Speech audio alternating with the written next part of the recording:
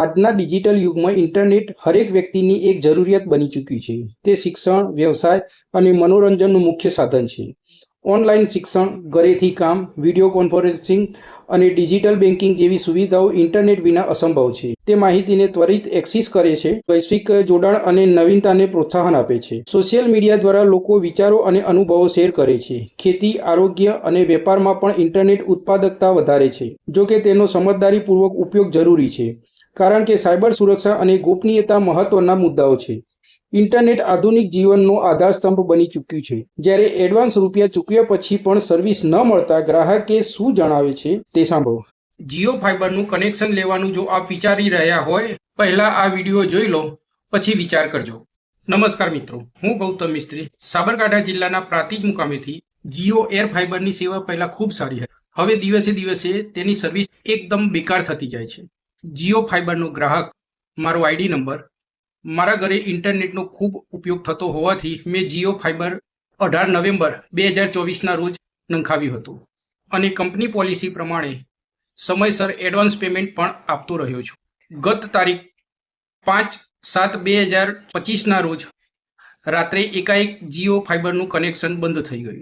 બીજા દિવસે 6/7/2025ના રોજ જીઓના ટોલ ફ્રી નંબર પર સંપર્ક કર્યો અને મારી તકલીફ હતી તે જણાવી, તો તેમને સામેથી મને જણાવ્યું કે આજે સાંજે એટલે કે 6/7/2025ના રોજ 4 વાગે અમારો સર્વિસ એન્જિનિयर આપના ત્યાં આવશે અને આપની कंप्लेन सॉल्व કરી આપશે. एक बार आप कर लीजिए सर, मैं आज 4 से 5 के बीच में एक स्लॉट अवेलेबल है, बुक कर दूं? कोई बात नहीं. ठीक है, आपके जो रजिस्टर्ड नंबर है वहाँ पे सर्विस रिक्वेस्ट नंबर का एक मैसेज जाएगा और लिंक भी जाएगा. એ कंप्लेन सॉल्व ના કરતા બીજા દિવસે ટોલ ફ્રી નંબર પર સંપર્ક કર્યો, જ્યારે મને સાંજે 6 વાગ્યાનો સમય આપવામાં આવ્યો. जियो पे फिर कोई विश्वास नहीं करेगा ना? बिल्कुल बिल्कुल सर, समझ पा रही हूँ, बट आप थोड़ा सा वेट कर लें, विजिट हो जाएगा आज, निश्चिंत रहिए. आज हो जाएगा सही. हाँ जी हाँ देखते हैं फिर आज शाम तक. चलो 6 बजे तक वेट करूँ ना? जी जी. ओके.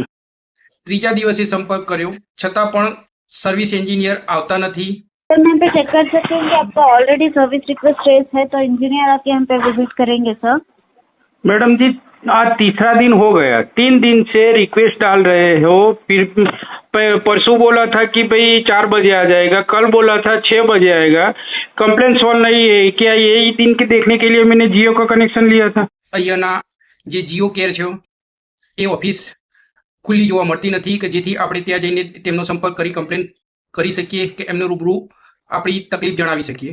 ટોલ ફ્રી નંબર પરથી જે ટ્રેકિંગ આપવામાં આવ્યું હતું સર્વિસ એન્જિનિયરનું, તેમના નંબર પર સંપર્ક કરતાં તે પણ અમારો ફોન ઉઠાવી રહ્યા નથી.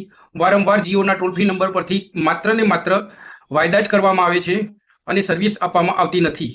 હું તો જીઓનું કનેક્શન લઈને પસ્તાવ્યો છું, પણ જો આપ આ પરિસ્થિતિમાંથી પસાર થવા ન માગતા હોય તો આ વિડીયો પહેલાં જોજો, પછી આપ આપની રીતે નક્કી કરજો કે મારે કયું કનેક્શન લેવું. આભાર.